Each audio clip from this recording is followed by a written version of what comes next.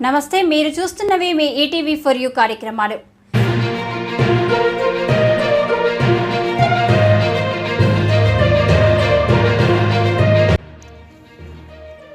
కొత్తగూడెం కోర్టులో గత 30 సంవత్సరాలుగా న్యాయవాదిగా ప్రాక్టీస్ చేస్తూ నిన్న మృతి చెందిన నిమ్మల సోమిరెడ్డి భౌతికకాయానికి కొత్తగూడెం బార్ అసోసియేషన్ అధ్యక్షుడు లక్కినేని సత్యనారాయణ పూలమాల వేసి నివాళులు అర్పించారు.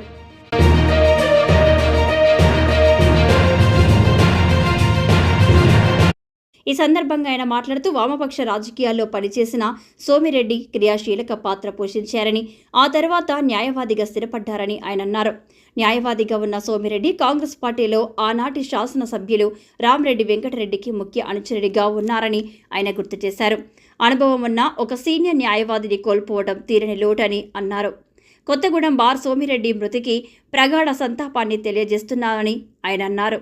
ఈ కార్యక్రమంలో ఉపాధ్యక్షులు తోట మల్లేశ్వర, కార్యదర్శి MSR Ravichandra, VV Sudhakar Rao, Gajula Rammurthy, V Purushothamrao, Y Baburao, SV Ramarao, Sangh Upendra, S Ramanareddy, D Ramesh, LV Durgarao, Sangh Bapana, Anudeep తదితరులు పాల్గొన్నారు.